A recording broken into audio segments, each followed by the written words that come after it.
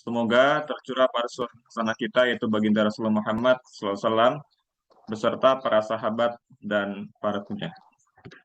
Baik, Bapak Ibu semua, pada kesempatan siang hari ini saya akan berbagi tentang kiat sukses berwirausaha. Sebelumnya saya izin share screen terlebih dahulu ya, Bapak Ibu.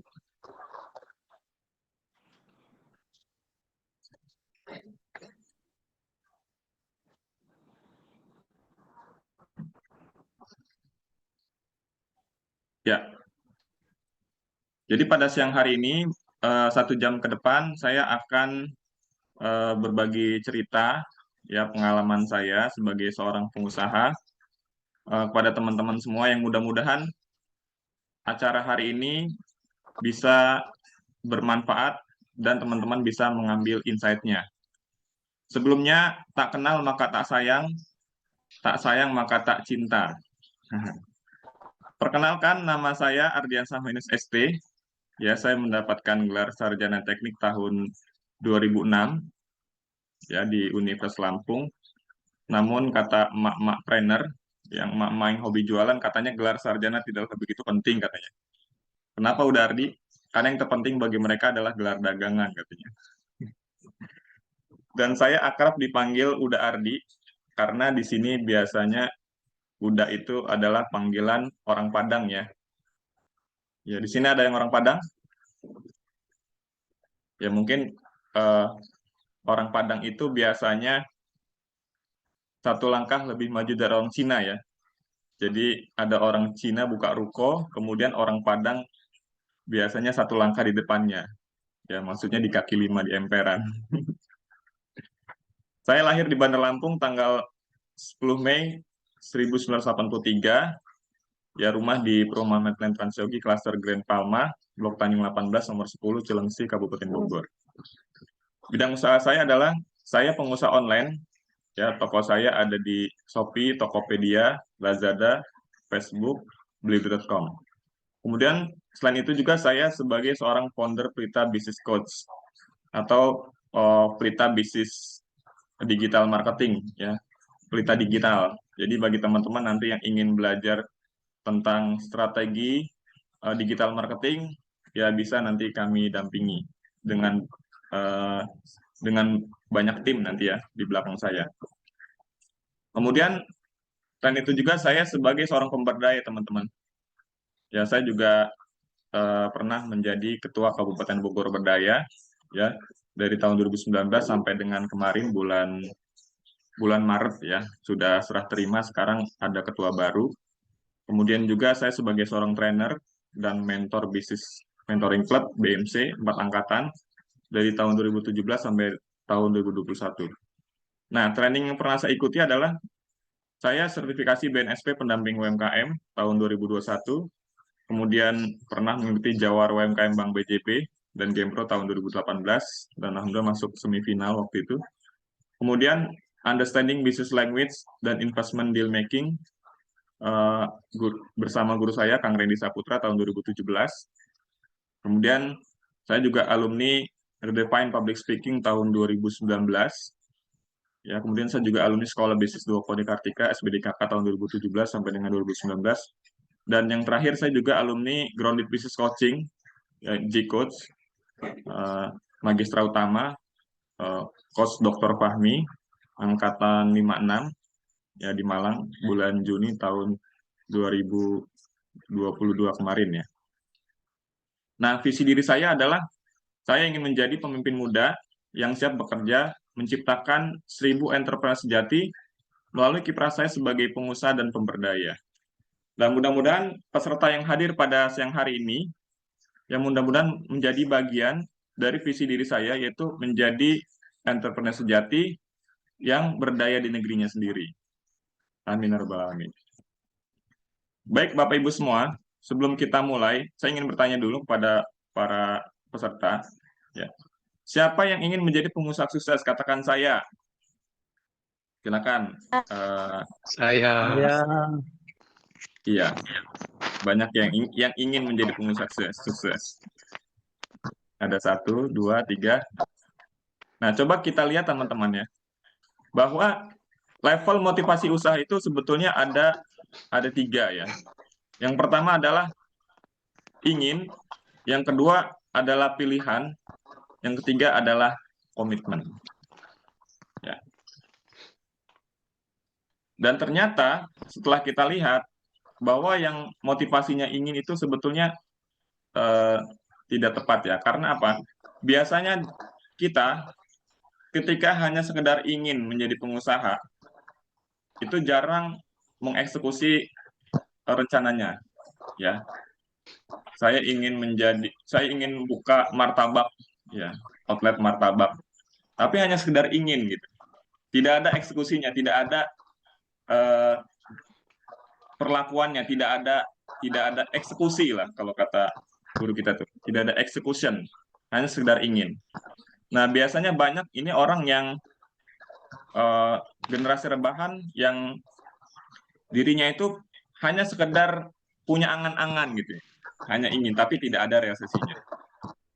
Kemudian level motivasi kedua itu biasanya ada yang menginginkan menjadi pengusaha itu sebagai pilihan. Ya, sebagai contoh eh, ada orang yang sekarang sedang bekerja di sebuah perusahaan, ya, tapi dia coba-coba gitu, usaha gitu, jualan gitu. Tapi dia tidak all out, ya, tidak tidak serta-merta seluruh kehidupannya itu menjadi pengusaha. Dia masih bermain di dua kaki. Nah, jadi level motivasi yang seperti ini adalah biasanya hanya sekedar pilihan ya. Jadi usaha itu hanya sebagai sampingan. Maka kalau seandainya kita usahanya itu sampingan, maka hasilnya pun akan sampingan. Ya, tidak akan mendapatkan sesuatu yang besar. Nah, level yang ketiga adalah level komitmen. Dan ternyata di level komitmen inilah yang banyak saya temukan orang-orang yang berhasil.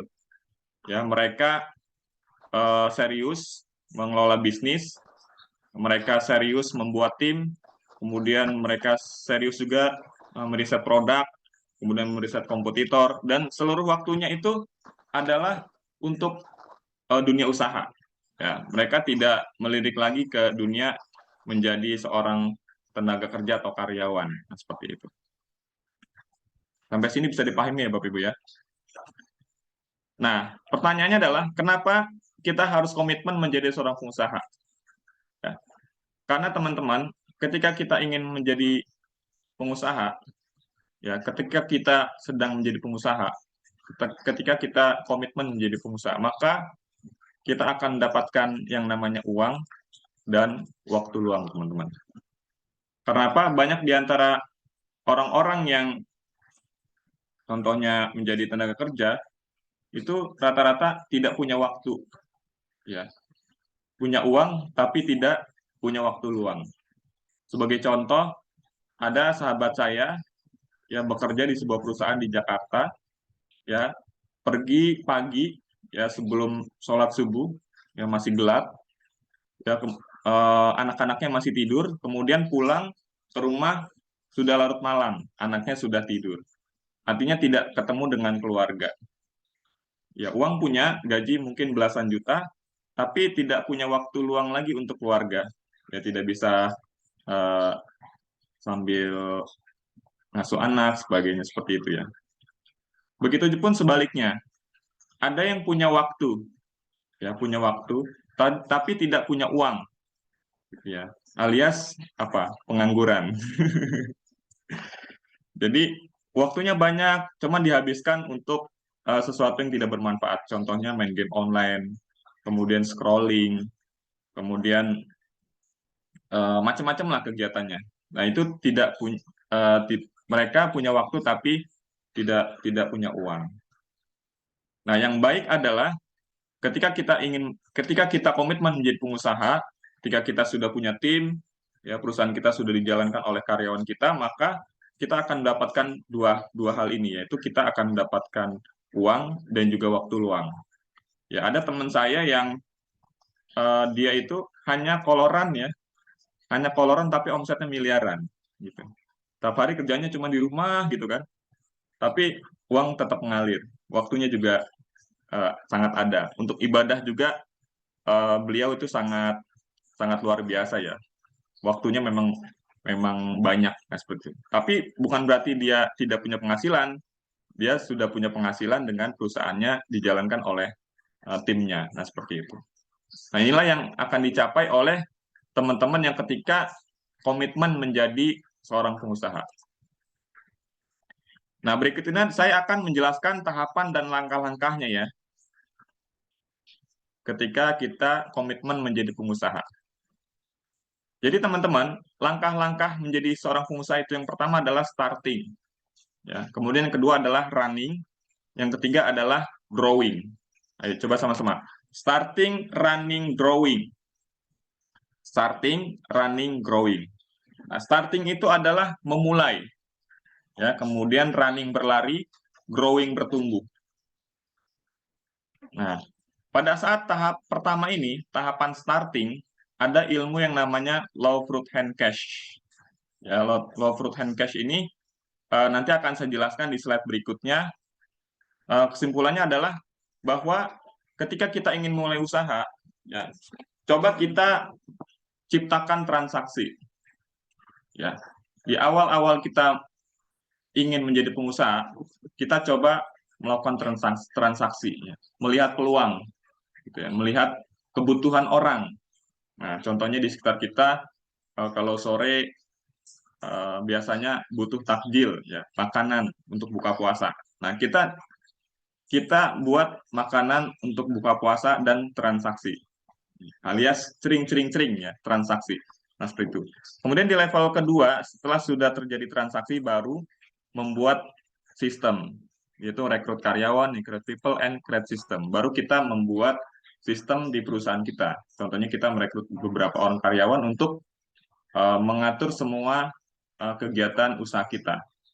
Nah, kemudian kalau sistemnya sudah bagus, baru kita bisa duplikasi atau yang namanya buka cabang. Nah, untuk siang hari ini saya akan menjelaskan tentang starting dulu ya, karena di sini temanya adalah strategi sukses menjadi berwirausaha. Ya. Nah, saya mulai dari materi law fruit hand cash. Ya, law fruit hand. Nah, jadi ilmu law fruit hand cash ini, ya, ini dari bahasa Inggris, ya. Artinya kalau kita ingin memetik buah itu ya, kita ingin memetik buah itu, kita cari buah yang gampang, ya, yang gampang dipetik. Ya, low fruit hand cash. Artinya kalau kita ingin memetik buah atau mengambil buah itu tidak perlu pakai galah, ya, atau gantar. Ya, kalau kata orang kampung saya itu tidak perlu pakai galah atau gantar ya. Kalau kata orang Sunda gantar ya. Tidak perlu pakai gantar, itu gampang. Buah itu langsung kita petik. Ya. Nah, jadi ilmu law fruit hand cash itu apa sih, udah? Jadi ilmu law fruit hand cash adalah suatu ilmu yang mana kita ketika usaha, kita bisa menghasilkan cash yang cepat, yang mudah, dan terjangkau. Oke. Jadi ini cocok bagi teman-teman yang tadinya belum punya usaha. Ya, kadang-kadang ada kan teman-teman yang bertanya gitu ya, udah Ardi, saya ini cocoknya bisnis apa sih? Gitu kan? Banyak yang berpikir seperti itu. Saya ini cocoknya apa sih? Nah, seperti itu. Jadi, saran saya bagi teman-teman yang masih galau memilih jenis usaha, carilah usaha yang cepat, mudah, dan terjangkau. Ya. Cepat yang mana? Artinya cepat yang menghasilkan cash atau rupiah. Contoh, kesempatannya adalah jualan sendal, tapi dia maunya buka toko roti. Gitu ya. Sebagai contoh, ketika dia ada kesempatan buka jualan sendal, dia bilang gini, ah nggak keren udah Ardi jualan sendal gitu ya, saya pengennya buka outlet roti gitu, toko roti di pinggir jalan. Nah, kalau kita lihat toko roti itu, ovennya aja sudah mahal Bapak Ibu ya, udah 25 juta sekian, belum lagi peralatan sebagainya, belum lagi sewa toko. Itu kelamaan teman-teman. Ya, kalau kita berpikir seperti itu ya keburu dimarahin mertua. Nah, coba untuk tahapan awal ini, teman-teman cari usaha yang cepat, mudah, dan terjangkau. Nah, bisa jadi teman-teman bisa jadi reseller terlebih dahulu, kan? Mungkin dengan menggunakan produk teman gitu kan. Ada ada produk teman, kita minta fotonya, kita posting di status WA kita, ya kan? Biasanya kan teman-teman banyak yang kayak foto. Nah, kalau memang nanti produknya tepat dibutuhkan oleh teman kita yang membutuhkan, insya Allah itu akan jadi transaksi. Nah, seperti itu ya. Jadi itu ya teman-teman, ilmu law of hand cash itu artinya ketika kita ingin memilih bisnis, carilah bisnis yang cepat, mudah, terjangkau, yang cepat menghasilkan cash. Jadi nggak perlu nunggu lama. Ya, kadang-kadang ada orang berencana ingin membuka usaha, menunggu sawah yang di kampungnya laku. Nah, itu kan kelamaan ya. Ada juga teman-teman yang pengen usaha, tunggu dapat pinjaman dari bank. Nah, ada juga seperti itu. Nah, itu jangan jangan sampai seperti itu teman-teman. Kelamaan. Jadi sekarang lakukanlah apa yang bisa dilakukan agar bisa cepat menjadi cash. Ya, cepat transaksi. Ya kuncinya di itu, transaksi. Oke, kita lanjutkan teman-teman ya. Nah, kenapa cash itu penting teman-teman ya? Ketika kita sedang usaha, ya kan? Ini suara saya masih terdengar ya, Kak? Masih ya? Halo?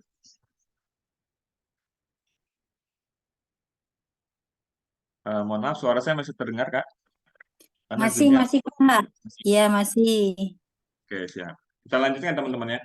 Kenapa kita dalam melakukan sebuah usaha, kita cari yang cepat cash-nya, ya. Karena ini teman-teman, karena kita supaya bisa survive atau bisa bertahan hidup, ya. Sekarang saya tanya, setiap hari beban hidup bertambah atau berkurang? Bertambah kan?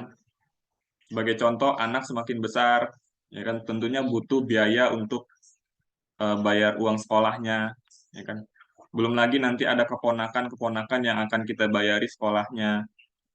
Belum lagi nanti ada tetangga kita yang mungkin akan minta tolong sama kita seperti itu. Nah, kalau nggak ada cash-nya gimana gitu kan?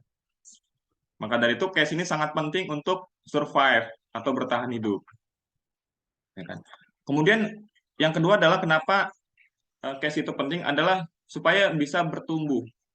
Ya teman-teman ketika belajar ya ikut seminar atau ikut training yang berbayar itu pasti teman-teman butuh cash kan, butuh biaya, ya butuh uang.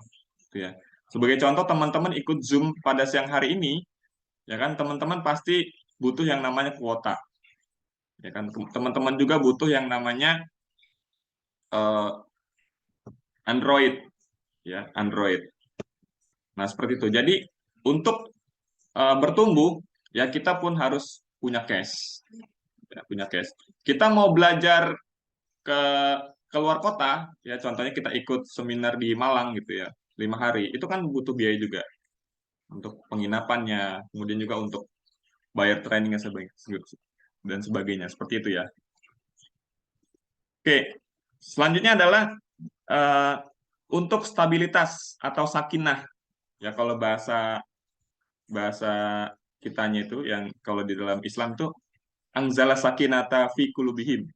Nah, jadi supaya tercipta keluarga yang sakinah ya. Kenapa teman-teman cash ini penting? Karena yang namanya tidak ada uang itu ya merupakan faktor faktor kegelisahan yang sangat tinggi. Ya bayangin teman-teman ya, kalau teman-teman nggak punya uang nih, nggak punya uang tiba-tiba eh, 3 hari lagi teman-teman harus membayar tagihan. Nah, itu gimana perasaannya kan? Itu rasanya lutut ini goyang kan? Karena kita nggak punya uang cash. Nah, seperti itu. Bisa dipahami teman-teman ya? Baik, kita lanjutkan. Nah, sekarang gimana ya caranya udah Ardi? Caranya kita bisa cepat mendapatkan cash. Nah, yang pertama adalah kita bisa langkahnya analisa market. Ya, kita lihat market di sekitar kita. Nah, contohnya market itu adanya di mana udah Ardi? Nah, pertama kita lihat dulu lokasinya. Ya. Lokasi market ada di mana? Nah, kebanyakan dari kita, ya, dari teman-teman, berpikir bahwa market itu adanya cuma di pasar. Ya. Padahal, kalau kita lihat, market itu adanya di sekitaran kita. Ya, market itu ada di 10 meter di depan kita, atau beberapa meter di depan kita. Ya, jadi jangan berpikir bahwa market itu adanya cuma di pasar, ada di pinggir jalan, dan seperti itu. Bahkan di jempol kita pun ini ada yang namanya market. Ya, kita bisa jualan online, ya melalui marketplace ataupun melalui Facebook Ads dan lain sebagainya, ataupun pakai optimasi Google Ads seperti itu ya. Jadi jangan berpikir yang terlalu jauh lokasi market itu ada di mana, bahwa kesimpulannya adalah market itu ada di sekitaran kita. Ya tinggal kita aja yang eh, mendrive-nya gitu ya. Bagaimana supaya kita itu bisa bertransaksi seperti itu. Kemudian cara yang kedua adalah coba kita temukan need. Need itu adalah kebutuhan, ya kebutuhan orang. Contohnya, beli beras pasti atau tidak pasti? Pasti kan? Nah, jadi kalau seandainya ada tetangga kita atau teman kita butuh beras, nah kita tinggal siapkan berasnya. Nah, itu juga bisa menjadi cash, ya, bisa jadi uang. Nah, sebagai contoh sekarang, banyak di antara kita, ya, ibu-ibu rumah tangga itu sedang mencari kue kering, ya, kue kering Lebaran. Nah, coba kita penuhi ya, kita kita cari kue kering yang murah, kemudian kita jual ke orang-orang yang membutuhkan. Itu juga nanti akan menjadi uang. Atau yang lain, orang yang sedang butuh frozen food, contohnya ya, makanan-makanan siap saji. Nah, itu luar biasa. Sekarang teman-teman yang sedang punya usaha seperti itu, saya lihat sedang rame-ramenya ya. Jualan parcel, kemudian jualan makanan buat lebaran, dan juga jualan fashion juga sekarang sedang sedang membludak, ya, sedang sangat dibutuhkan oleh masyarakat yang ingin menyambut lebaran dan lebaran Idul Fitri ya tahun ini.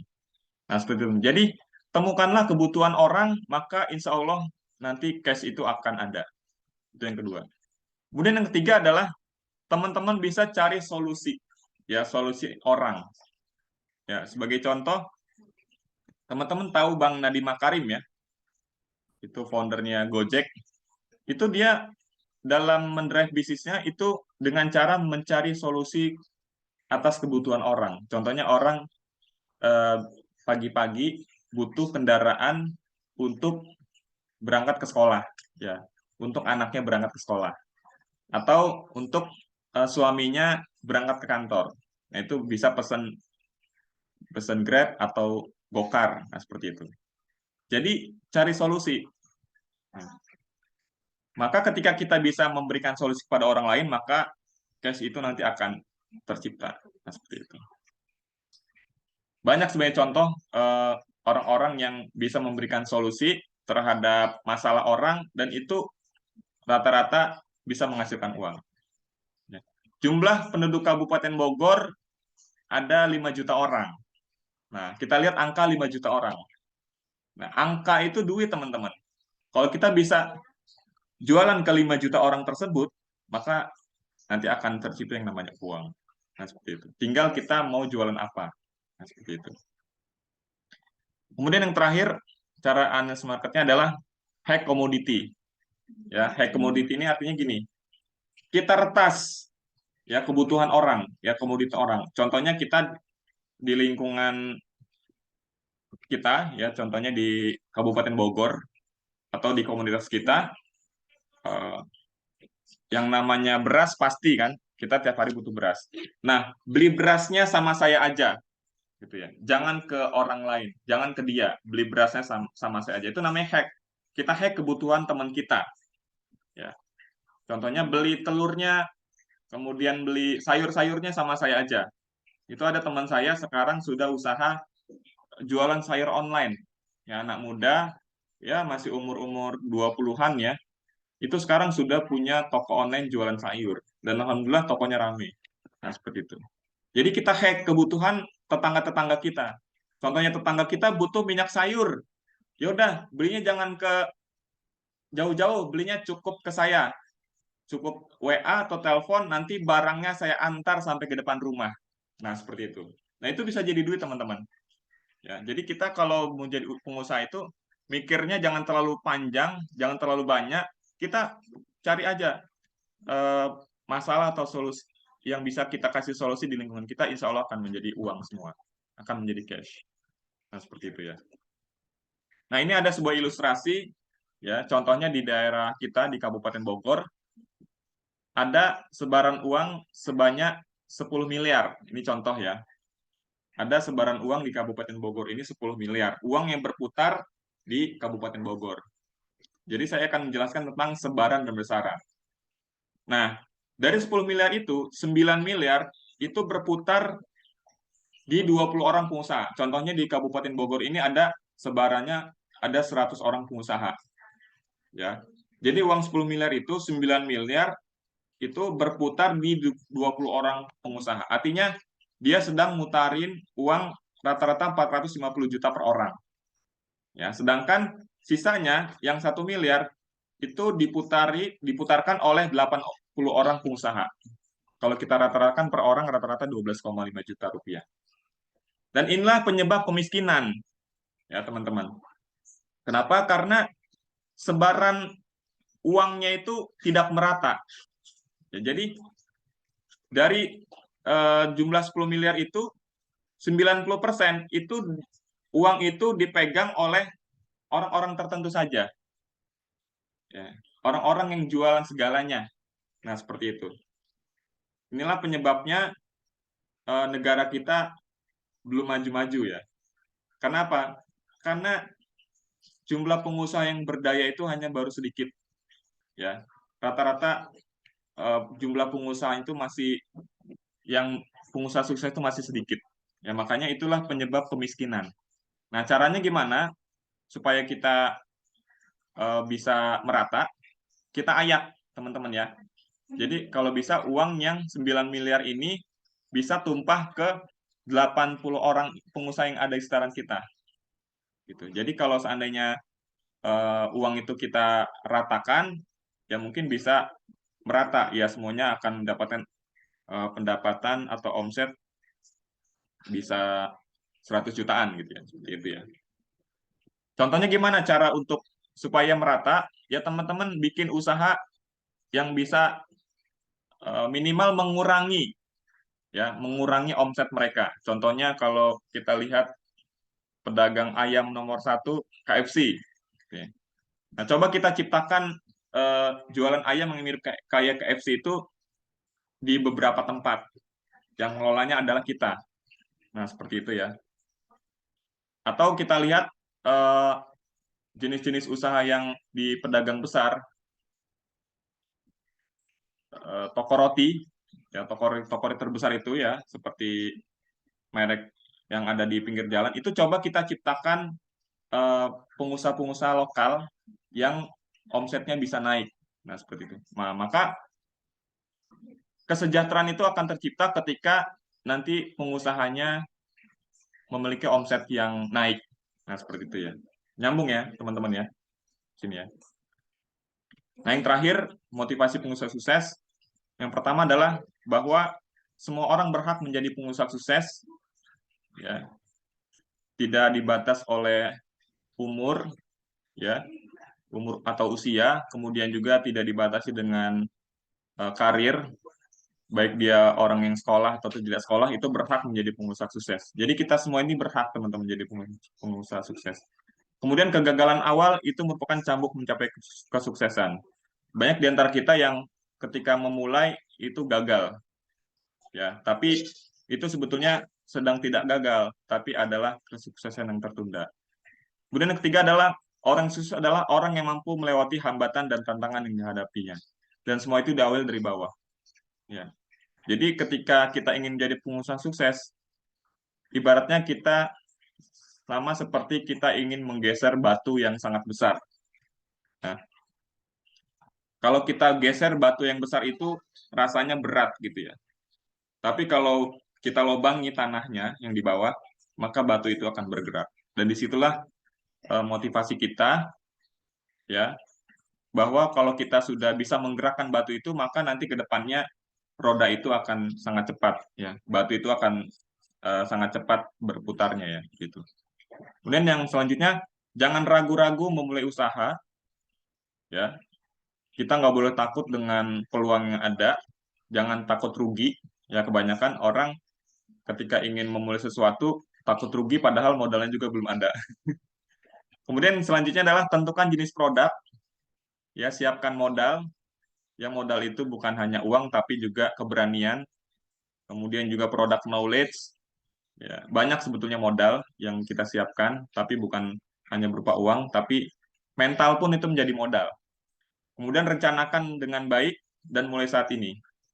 Kemudian yang terakhir, langkah awal memang berat, ya, terutama dalam menarik pelanggan atau konsumen, tetapi setelah berjalan, jalan mulus terbentang di depan kita. Ya, yang terakhir, saya ingin tanya, siap membangun usaha bersama untuk menjadi lebih baik? Ya, siap membangun usaha bersama untuk menjadi lebih baik? Sekali lagi, siap membangun usaha bersama untuk menjadi lebih baik? Siap, ya, karena masa depanmu dibentuk oleh apa yang kau lakukan hari ini, bukan besok-besok. Itu saja dari saya, terima kasih.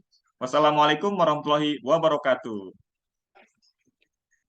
Bila teman-teman nanti ingin konsultasi masalah bisnis dan sebagainya, bisa WhatsApp di nomor WA saya 0812 7974 6858. Saya sering menulis artikel tentang bisnis di Facebook saya. Nama Facebook saya Ardian Sama Yunis. Itu saja, teman-teman. Terima kasih.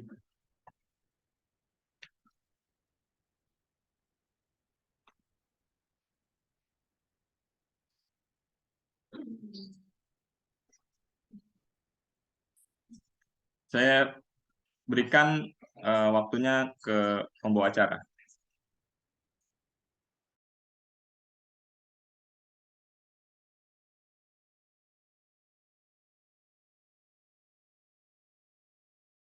Untuk materinya nanti bisa di-share, ya. Nanti saya share melalui panitia, ya. Nah, coba sekarang saya lihat dulu.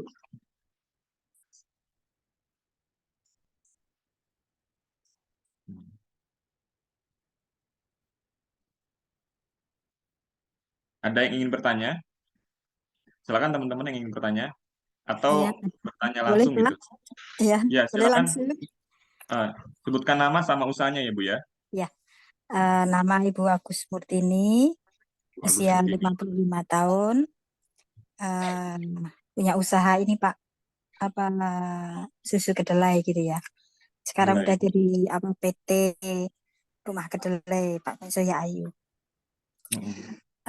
Materinya tadi sangat lengkap ya Pak, sangat lengkap dan apa memotivasi ya buat kita para pelaku usaha UMKM gitu. Pertanyaan saya gitu Pak, tadi kan memang untuk pemula itu kan memang harus mencari sesuatu yang mudah gitu ya Pak ya. Iya, Dan betul. kalau saya Betul. flashback 3 tahun ke belakang itu bahwa untuk memulai usaha itu buat saya itu membuat susu kedelai itu sesuatu yang mudah, yang ringan, yang cepat menghasilkan uang gitu ya Pak ya. Iya, betul, bagus.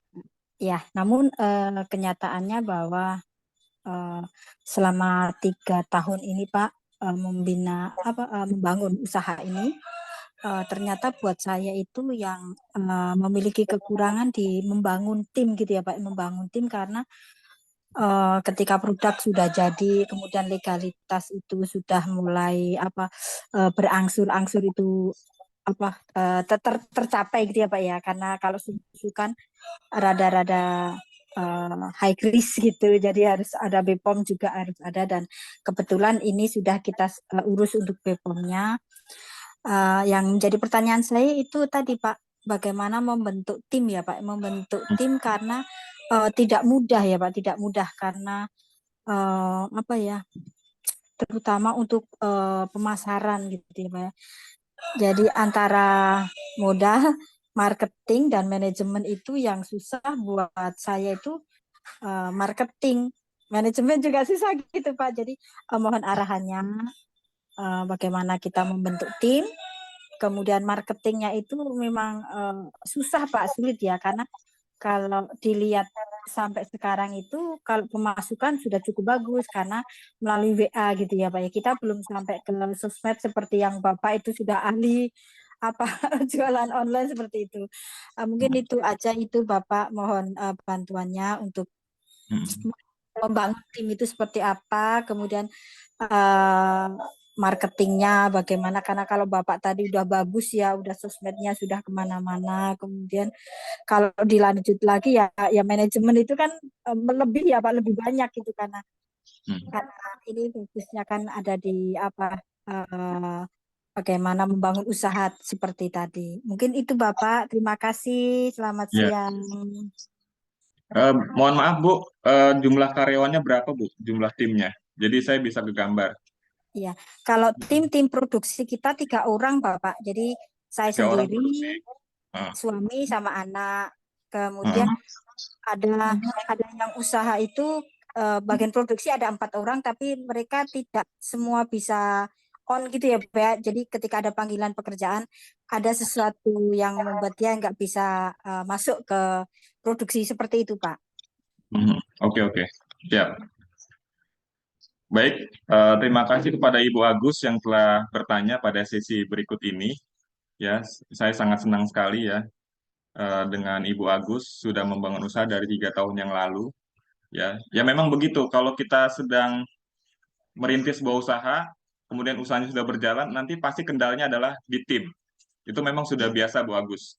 Ya banyak orang-orang yang sudah buka cabang, beberapa cabang, ada yang 5-10 cabang, dan akhirnya masalahnya bukan di omset, bukan di pemasaran, tapi bagaimana cara membangun tim yang baik.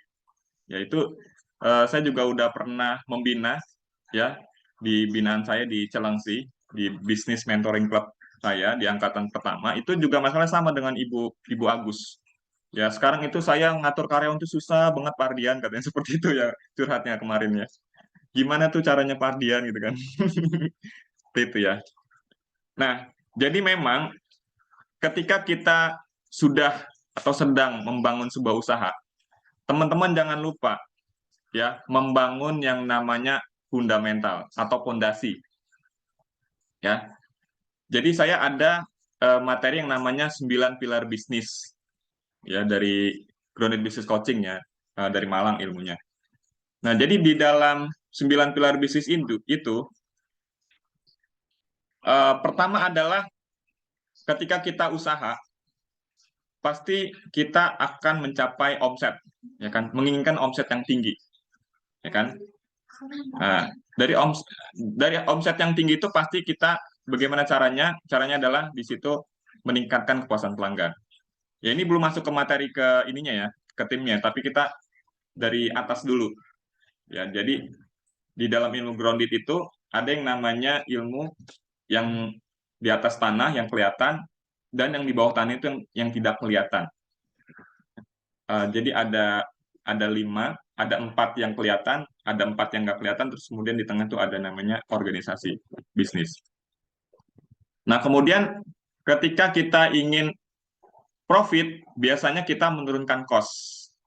Ya, ketika kita menurunkan cost, pasti ada yang ditekankan biayanya kan. Nah, kalau memang biaya sudah tidak bisa ditekan lagi, kita bisa meningkatkan kinerja karyawan kita. Nah, karena kalau karyawan kita kinerjanya naik, maka nanti cost itu akan berkurang. Betul nggak, Bu? Ibu kalau umpamanya harusnya karyawannya 3 atau 2, kenapa mesti 5? Nah, itu kan kinerja ya. Kan ada juga orang yang merekrut karyawan banyak-banyak gitu kan, tapi sebenarnya profitnya tidak mencukupi. Ya, kenapa mesti 10 gitu ya? Sedangkan itu pekerjaan bisa diselesaikan dengan 5 orang. Nah, seperti itu. Nah, jadi ini adalah masalah yang ada di dalam organisasi bisnis. Ya. Jadi solusinya adalah ya, Ibu Agus. Yang pertama, Ibu Agus harus membangun yang namanya leadership. Ya, leadership itu adalah kepemimpinan yang baik. Ya, Ibu Agus harus belajar lagi ilmu tentang leadership. Ya. Leadership itu adalah bagaimana caranya orang itu bisa mengikuti kita, ya kan? Kemudian bisa menjadikan kita teladan. Artinya, ketika kita punya ilmu leadership yang baik, maka nanti akan berpengaruh terhadap karyawan-karyawan kita. Nah, seperti itu. Nah, ilmu leadership ini harus dibangun dengan apa? Nah, ilmu leadership ini dibangun dengan yang namanya business owner mentality. Jadi, ya, Ibu Agus, kualitas daripada tim Ibu Agus itu sangat tergantung daripada leadership-nya Ibu Agus. Jadi Ibu Agus nggak boleh menyalahkan timnya. Jadi nggak boleh menyalahkan karyawannya. Contohnya karyawannya kok seperti ini ya.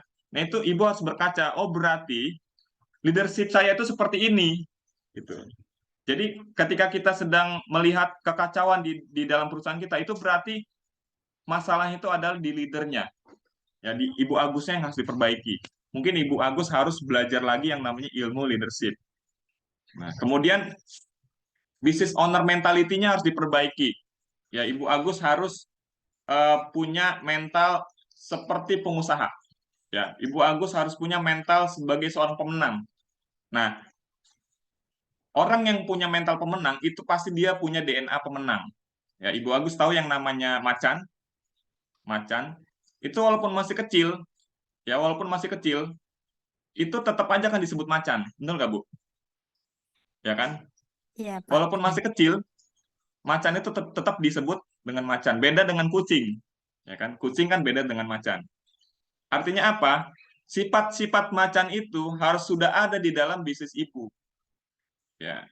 Mental pemenang itu harus sudah ada di dalam mindset Ibu. Artinya apa? Mental pemenang itu ketika kita punya DNA atau mental pemenang, meskipun kita belum jadi pemenang, ya tapi ya perasaan kita, pola pikir kita, tingkah laku kita itu harus sama seperti seorang pemenang.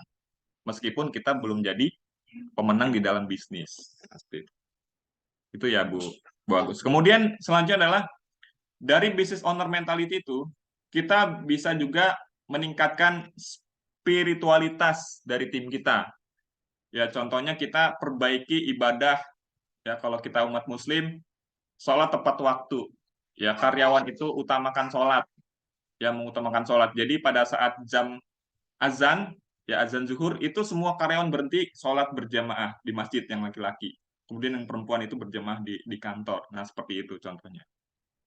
Nah kalau kita sudah menerapkan seperti itu, seperti zikir pagi, sholat duha dan sebagainya, maka nanti akan terbentuk yang namanya human dignity.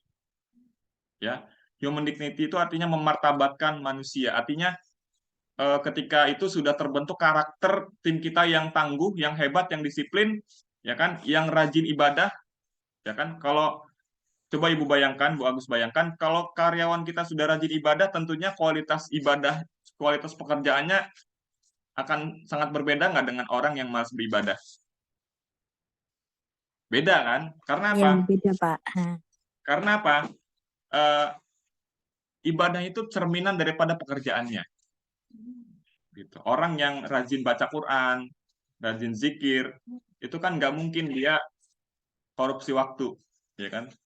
Korupsi waktu itu dalam arti kata ketika bekerja main game atau buka WA, gitu kan? Atau apa yang nggak bermanfaat buat perusahaan kita nggak mungkin kan? Biasanya amanah kalau orang yang rajin ibadah itu amanah. Nah, kita bangun dari situ dulu, Bu. Jadi kita bangun dari spiritualitas, ya kan? Kita bangun dari Nah, spiritualitas itu tercipta itu dari ownernya, Bu. Dari karakter ownernya. Kalau ownernya sudah bisa mencontohkan, maka nanti karyawannya ngikut. Seperti itu.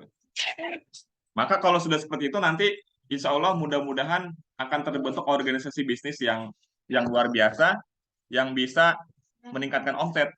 Ya kan? Nah, seperti itu. Gimana, Bu Agus? Kira-kira? Ya, Pak. Berarti banyak PR ya, Pak ya. Ya, PR-nya adalah Ibu coba ciptakan suasana pekerjaan itu yang pertama ya penuh dengan spiritualitas ya. Ada sahabat saya itu omsetnya ketemu di Malang itu kemarin 28 miliar, Bu. Ternyata rumusnya itu sederhana, Bu. Ya rumusnya sederhana. Rumusnya Ya. adalah mereka sering melakukan zikir pagi, sholat duha, kemudian sholat berjamaah. Itu seperti itu. Keren, iya. Terima kasih Bapak. Nanti seandainya ada waktu saya japri ya Pak ya. Karena Boleh, ilmunya ini bagus. kayaknya, ya ilmunya sangat apa ya, ilmunya tinggi gitu. Karena memang setiap pelatihan apa Zoom seperti ini bagus sekali ini dari Breto Institute ya, Coach Adi ini wah keren ya. Terima kasih Bapak. Selamat Ya, siang. selamat siang, Bu Agus. Baik, mohon maaf Bapak, tadi sinyal saya kurang baik di sini. Hmm. Masya Allah, penjelasan dan jawaban yang sangat informatif. Semoga bermanfaat buat kita semua. Gimana, sudah bisa dipahami dengan jawaban dari Coach Uda atau ada pertanyaan lainnya? Baik, sementara menyiapkan pertanyaan, Oh, Teh Ana tuh, ada Teh Ana. untuk mengingatkan kembali, link absensi sudah dikirim di kolom chat ya. Jadi buat peserta silahkan isi absensi terlebih dahulu dan sertifikat akan dikirim ke alamat email masing-masing. Itu ada Teh Ana, Bu Siti, ingin bertanya. Boleh, mangga Bu. Izin Coach, izin bertanya. Assalamualaikum warahmatullahi wabarakatuh. Waalaikumsalam warahmatullahi wabarakatuh. Mohon maaf baru bisa bergabung karena tadi ada ini dulu kegiatan dulu. Silakan Teh Ana. Ini ya Coach Ardi bagus sekali ya temanya strategi sukses berwirausaha ya. Terima kasih juga untuk Breto Institute yang telah mengadakan sedekah Ramadan seperti ini. Ini sangat bagus sekali ya diadakan. Bila perlu jangan setahun sekali gitu kan, nah, sebulan sekali kan, bagus tuh. Kalau seperti ini orang berbayar pun nggak apa-apa gitu. Pasti pada semangat. Izin Kak Ardi, saya mau menanyakan, kan tema strategi untuk berwirausaha ya, strategi sukses berwirausaha. Pertanyaan saya, strategi atau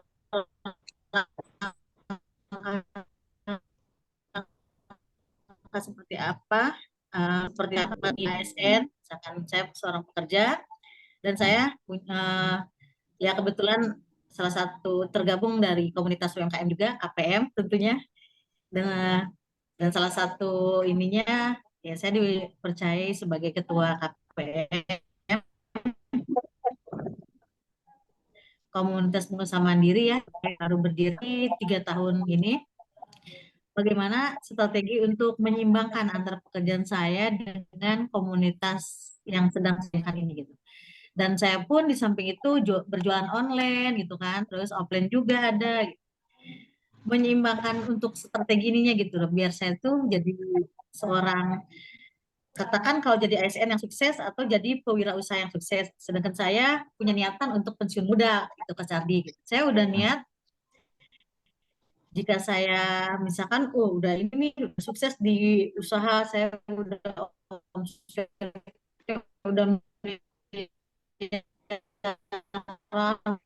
banyak, saya berniat untuk jadi pegawai itu nggak. Mohon ininya Kak Cardi kepanjangan ya. Mohon jawaban ininya, masukannya yang lebih ini ke saya gitu biar enak nih gitu masukannya gitu. Terima kasih itu aja. Mohon maaf. Wassalamualaikum warahmatullahi wabarakatuh. Waalaikumsalam warahmatullahi wabarakatuh. Baik, terima kasih Teh Ana. Teh Ana ini ketua KPM ya, KPM Komunitas Pengusaha Mandiri. Baik, pertanyaan adalah bagaimana strategi sukses berwirausaha sedangkan Teh Ana ini masih ASN ya, masih pegawai negeri, gitu kan. Nah, jadi gini Teh Ana, kita mulai dari strong way-nya, ya strong way-nya. Jadi alasan mengapa Teh Ana ingin menjadi pengusaha sukses, ya. Karena banyak dari kita itu hidupnya santai-santai, kemudian ada usaha, cuman usahanya nggak dipegang-pegang, kadang-kadang dikerjain, kadang-kadang enggak. Itu karena strong way-nya belum kuat, ya, belum kuat. Jadi, tampil purpose-nya belum kuat. Artinya tujuan Teh Ana ingin menjadi pengusaha itu belum kuat. Ya, Oh, maka gitu. mulai saat ini tentukan tujuannya. Nah, tujuan daripada menjadi pengusaha itu untuk apa? Yang pertama, mungkin untuk bermanfaat buat orang lain supaya bisa mengurangi pengangguran, supaya bisa merekrut karyawan sebanyak-banyaknya. Nah, itu kan tujuan salah satunya kan. Kemudian yang kedua adalah supaya bisa bersedekah yang banyak gitu ya, nggak cuman receh-receh sedekahnya bisa sampai 1 miliar gitu kan. Nah, itu kan Amin, amin. strong way kan. Nah, Iya, kemudian apalagi? Dengan saya menjadi pengusaha sukses, maka saya akan membantu pondok pesantren, yatim piatu yang memang butuh bantuan. Nah, seperti itu. Jadi tentukan strong way-nya. Atau dengan saya menjadi pengusaha, maka suami saya akan bahagia, gitu kan. Tidak perlu repot lagi cari duit yang banyak, gitu.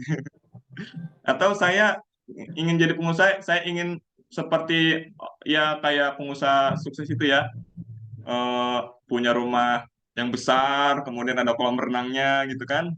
Kemudian punya pabrik, ya kayak pabrik SR12 itu kan keren ya. Ada 7 pabrik tanpa hutang, tanpa riba. Nah, seperti itu. Kemudian juga intinya ingin bermanfaat buat orang banyak. Nah, strong way itu nanti menentukan langkah-langkah. Ya, jadi strong way itu menjadi mindset ya yang ada di dalam pikiran Teh Ana, yang itu nanti diaplikasikan dengan langkah-langkah atau action. Ya, kalau mindsetnya ingin menjadi pengusaha yang sukses, yang kuat, pasti akan berbeda sekali langkah-langkahnya dengan orang-orang yang tidak punya strong way. Gitu. Orang-orang yang tidak punya strong way itu biasanya ya udah sih santai-santai aja, hidup ini nggak usah terlalu ngoyo amat sih, udah Ardi, udah saya mah yang penting cukup makan gitu kan, cukup bisa bayar uang anak sekolah gitu, cukup segala cukup. Tapi tidak ada pemikiran untuk yang lain-lainnya. Nah, teman-teman ya, Teh Ana ini sudah pernah dibuktikan bahwa yang namanya mindset itu pasti akan berdampak terhadap hasil. Ya, kalau kita mindsetnya benar, maka langkah-langkah apa yang kita lakukan pun akan benar dan hasilnya pun akan benar. Tapi kalau mindsetnya salah, ya pola berpikirnya salah, maka nanti langkah-langkahnya pun akan salah, ujung-ujungnya hasilnya pun akan tidak benar, tidak memuaskan.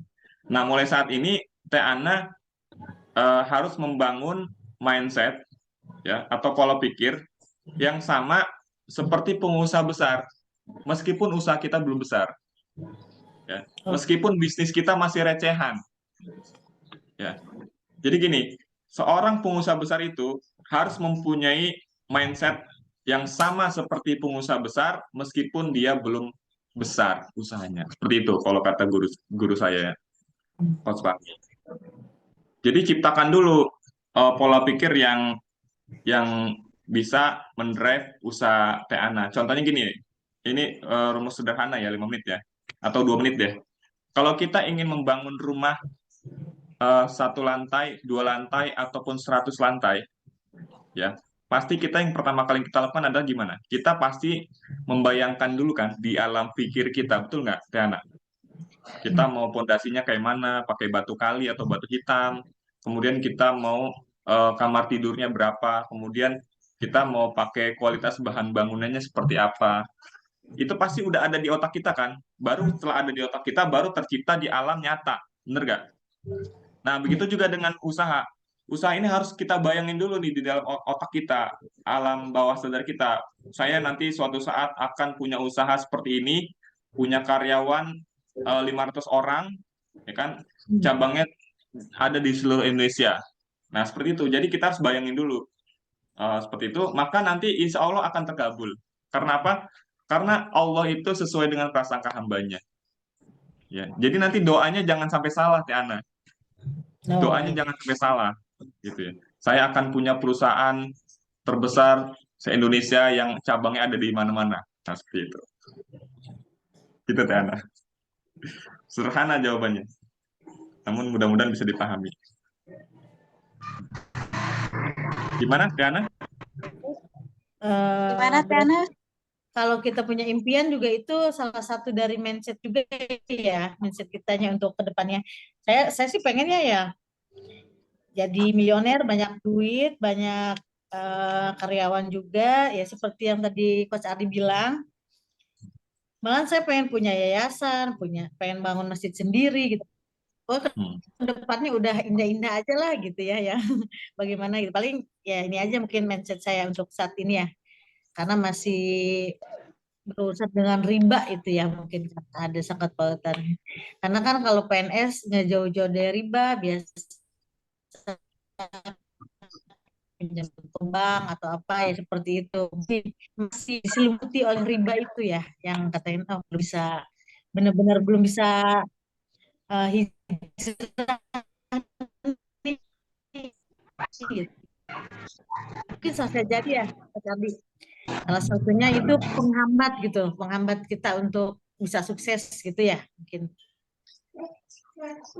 Ya, jadi sebelum kita melangkah membangun usaha yang sangat besar, nah faktor-faktor penghambat itu harus kita antisipasi dari sekarang. Contohnya, biasanya kalau penghambat itu adalah dari lingkungan sekitar, contohnya keluarga kita. Nah, keluarga kita pun harus mendukung. Ya, jangan sampai nanti Teh Hana menjadi pengusaha tapi suaminya tidak mendukung. Jangan sampai seperti itu. Nanti langkahnya akan tidak lancar ketika nanti ada sesuatu yang tidak mendukung. Tapi kalau dengan penuh dukungan, suami dukung gitu kan. Artinya kalau belajar ilmu bisnis kemana-mana nggak dimarahin gitu kan. Nah itu bisa ya insya Allah akan berhasil seperti itu. Karena suami mensupport. Karena ada juga ya Bapak Ibu, ketika ada ibu-ibu yang orderannya banyak, ya, lantas dia dimarahin sama suaminya. Itu padahal lagi banyak orderan tapi dimarahin sama suaminya. Bukannya seneng suaminya malah marah-marah. Kenapa? Karena dengan adanya orderan banyak itu, jadi si suami itu tidak terlayani dengan baik. Gitu ya. Maka dia protes. Oh, ibu mah kalau kayak gini caranya nggak usah usaha lah katanya. Kalau melupakan saya seperti itu. Jangan sampai terjadi seperti itu ya. Jadi dari keluarga, dari semuanya harus mendukung supaya usaha kita bisa berkembang. Seperti itu ya. Harus balance ya coach ya, intinya gitu. Betul. Jadi yang namanya pasangan yaitu harus saling mendukung dan kalau bisa mensupport usaha kita. Ya. Tapi dalam arti kata, kalau kata guru saya Coach Hafizin, kalau bisa jangan ikut campur Bu. Umpamanya kita istri lagi usaha ayam gitu ya, ayam geprek. Ya kalau bisa suami jangan ikut campur karena kalau udah ikut campur nanti akan tidak harmonis gitu jalan usahanya. Kecuali kalau memang suami ngasih modal. Nih saya punya uang 10 juta, silakan bikin usaha. Nah, itu kita kerjain. Nah, itu nggak masalah itu. Ikut campurnya cuma ngasih modal nggak masalah. Tapi kalau untuk kerja yang ribet-ribet segala macam ikut campur, nanti ujung-ujungnya rumah tangga akan terganggu juga. Nah, seperti itu. Itu Teh Hana. Baik, terima kasih. Pertanyaan Izin Bu Moderator, makasih Coach Ardi. Izin Bu Moderator Siti Masito ya. Saya mau menanyakan ini nih terkait absen. Kan ada nih pertanyaan yang seberapa jelas dan terstruktur presentasi dari narasumber. Nah, saya mau nanya, 1 itu oke atau 5 oke itu gimana ya? Karena di sini nggak ada ininya. paling banyak Ibu. Maksudnya paling banyak itu maksudnya yang paling oke 5 gitu ya? 5. Yang terakhir 5 ya, berarti isi yang 5. Yang paling bagus gimana? 5 ya? Iya. Ya ampun, berarti selama ini saya salah, mohon maaf ya. Kan karena ngisi jadi satu-satu. Apa-apa, Bu. Semuanya bagus. Maksudnya kok saya jadinya ngasih satu-satu aja. Aduh, ya Allah. Ya karena ketidakpahaman gitu. Makanya malu bertanya sesat di jalan. Di jalan nih. Iya, benar. Saya termasuk yang bawel. Saya pengennya ini ya jangan nanya terus gitu. Mudah-mudahan kita semua bisa ketemu. Baik, terima kasih ya Bu. Bapak ini sebelum ditutup ada pertanyaan terakhir dari Pak Imron. Katanya Iya. jika memilih satu kata tentang hal yang paling penting, utamakan dalam berwirausaha, kata apakah yang Coach? Demikian, terima kasih katanya. Baik. Jadi kata-kata penting itu adalah sebenarnya banyak ya kata-kata pentingnya ya. Kata-kata pentingnya diantaranya adalah yang pertama, kita harus punya karakter yang baik. Ya, karena karakter yang baik itu akan mempengaruhi hasil yang baik. Yang pertama karakter. Kemudian yang kedua adalah tentang komitmen. Ya, komitmen. Bahwa ketika kita ingin menjadi pengusaha, kita harus komitmen dengan apa yang sudah kita lakukan. Contohnya kita usaha di bidang kuliner. Ya udah kita komitmen, jangan sampai sekarang kuliner, besok usaha yang lain lagi. Iya, Besok udah nggak dikerjain. sangat berhasil gitu ya Pak. Ya, komitmen artinya harus bangun dari hal-hal kecil gitu ya. Hal-hal kecil yang nanti itu akan berdampak besar. Karena apa? Sesuatu yang besar itu dimulai dari hal-hal yang kecil. Kemudian yang ketiga, disiplin eksekusi. Disiplin eksekusi itu artinya ketika kita sudah merencanakan sesuatu yang membuat usaha kita berhasil, maka kita harus segera eksekusi. Jadi jangan sekedar untuk rencana aja tapi nggak ada eksekusi. Karena apa? Seseorang ya yang punya rencana, apabila dibandingkan dengan seseorang yang tidak punya rencana, maka seseorang itu akan sama saja dengan orang yang tidak punya rencana apabila rencananya itu tidak dieksekusi oleh dirinya. Nyambung ya maksudnya ya? Ini ilmu 4H, ilmu disiplin eksekusi. Ya, saya ulangi sekali lagi. Seseorang yang punya rencana, apabila duduk di suatu ruangan, dibandingkan dengan seseorang yang tidak punya rencana, maka seseorang yang punya rencana itu akan sama seperti orang yang tidak punya rencana apa-apa ketika orang yang punya rencana itu tidak mengeksekusi rencananya itu. Bingung nggak kalimatnya? Bingung, Coach. Bingung. Jadi Teh punya rencana nih, pengen bangun usaha, ya, ingin membangun usaha yang terbesar di Indonesia, punya 5.000 karyawan, gitu kan. Nah, kemudian dibandingkan dengan sebelah yang Teh Ana itu tidak punya rencana apa-apa. Nah, nanti Teh Ana itu akan sama saja dengan teman Teh Ana yang tidak punya rencana, ya, bila nanti Teh Ana tidak mengeksekusi rencananya itu dari sekarang. Iya, siap. Jadi Yang cuman terpenting kita omdo. menjalankan ya. Ya, yang penting kita eksekusi, dapat ilmu sedikit, kita aplikasikan, dapat ilmu sedikit, kita aplikasikan, dapat ilmu sedikit, kita aplikasikan, gitu kan. Langsung eksekusi. Jadi sedikit demi sedikit, lama-lama nanti akan menjadi bukit, dan insya Allah usaha kita itu akan berkembang dengan sendirinya. Seperti itu.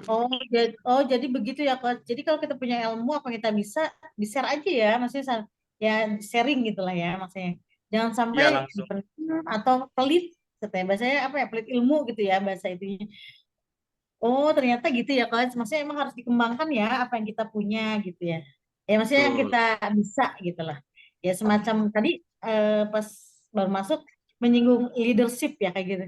Nih kalau soal leadership, saya emang kata teman-teman di kantor atau yang lain, saya cocoknya jadi pemimpin gitu, maksudnya ya mungkin seperti itu. Nah karakternya terus yang tadi komitmennya, saya menjadi apa nih gitu, mau berarti saya harus berkarakter ya, ya gitu ya Kak Iya, Cia. betul. Karakter sebagai seorang pengusaha hebat. Ya betul, karakter filsafat. Dan kalau pemimpin berarti kalau di kantor misalnya apa, mudah-mudahan saya sepertinya jadi seorang pejabat, amin. Mohon doanya. Lagi Ya dicurhat. Allah. Lagi puasa jadi Amin. udah kemana-mana. Ya. Oke, seru ya ini.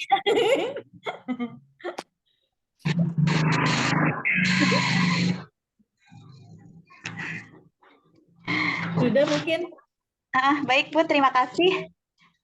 Karena sekarang sudah menunjukkan pukul 14.49 ya, sudah lewat juga. Luar biasa, materinya sangat menarik dan sangat bermanfaat buat kita semua ya. Kita akhiri acara hari ini dengan hari ini adalah penghujung acara webinar Sedekah Ramadan Tapi mudah-mudahan ini bukanlah akhir pertemuan kita. Semoga ada pertemuan di acara-acara yang bermanfaat di waktu berikutnya. Tetap jalani silaturahmi. Saya ucapkan terima kasih kepada semua peserta yang hadir dari awal acara sampai di penghujung ini. Dan terima kasih pula kepada Coach Uda Ardi dengan materinya.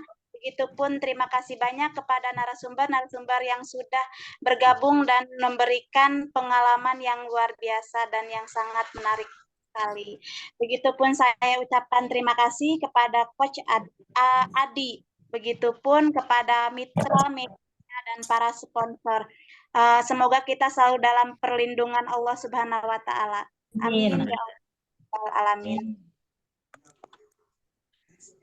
Kita akhiri dengan pembacaan hamdalah. Alhamdulillah. Alhamdulillahirrahmanirrahim. Foto Mohon bersama maaf lahir mungkin. dan batin. Foto bersama mungkin. Mohon maaf lahir batin. Saya pamit undur diri. Wabillahi taufiq wal hidayah. Wassalamualaikum warahmatullahi wabarakatuh. Terima kasih. Waalaikumsalam warahmatullahi wabarakatuh. Kita foto bersama dulu Ya, ya. foto bersama. Dari Papua yang lagi di Papua. Ada lupa Coach Kang Adi oleh-olehnya dari Papua. Wah, jauh banget Kang Adi di sana ya. Papua. Masya Allah. Ayo foto. Ayo kita foto. Bapak Ibu, terima kasih banyak sudah membersamai kita selama 20 hari ini. Mudah-mudahan Bapak Ibu semuanya sehat dan puasanya lancar ya. Amin. Keren.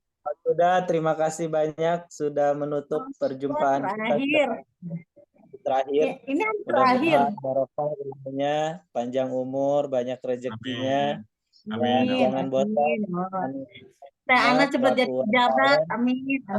Terus Ya Allah. oleh Coach Uda Ardi ya. Amin. Amin. Mudah-mudahan tahun depan kita akan ada lagi kegiatan sedekah Ramadan jilid 2 yang tentunya bisa lebih meriah lagi, bisa lebih Kang keren Adi, lagi. kapan sampai berapa lama di Papua? Izin Coach nanya. Oh, saya besok juga pulang. Sebentar amat. Iya, sebentar aja saya ngisinya ya. Karena udah beres. Jangan lupa oleh-oleh Papua ya. Siap. Keren. Ya, Kang Adi bisa keren. Siap, pokoknya. Oke, terima kasih banyak Bapak Ibu semua. Jangan bosan-bosan mengikuti kegiatan kita Dreta Institute dan sedekah Ramadan tentunya. Saya berharap tahun depan akan kita selenggarakan kembali. Terima kasih banyak Uda Ardi, terima kasih banyak Teh Ana, Pak Iqbal, Nur Jamil, kemudian Bu Paida yang selalu setia, Coach Awan, Kak Zulkarnain, kemudian Kang Imam, ada Bu Rusina, kemudian ada Action Indonesia, Bu Oktav, ada Bu Ida Rosida, dan semuanya yang bisa saya tidak bisa satu persatu. Yuk kita tutup perjumpaan kita di hari ini. Udah foto ya? Udah ya? Sudah. Udah ya? Tapi Oke, mana terima nggak kasih. on kameranya? Ayo, yang belum on, di-on-kan. Ya, kita foto bersama. On cam. Kirim Ya. dong, kirim. Udah, Satu. dibantu di screenshot foto Ya, ya. silakan teman-teman on cam sebentar, kita foto bersama. Mudah-mudahan nanti kita bisa bersua di tempat-tempat yang lain. Kalau kelihatan wajahnya kan kita bisa kenal. Ya, 1, 2, 3, jempol 3. Ya, coba saya lihat dulu ya. Udah di grup. Nah. Oke, nanti saya share di grup itu ya, sedekah ya. Oke, terima kasih Coach Uda. Sama-sama. Ya. Sama-sama Kang Adi, terima kasih juga. Sehat-sehat semuanya. Izin ya. Mohon maaf Selalu ya. Izin, maaf lahir batin. Terima kasih semuanya. Assalamualaikum. Dadah. Waalaikumsalam warahmatullahi wabarakatuh. Waalaikumsalam warahmatullahi wabarakatuh. Maaf lahir batin ya. Ya, mati. Maaf lahir batin.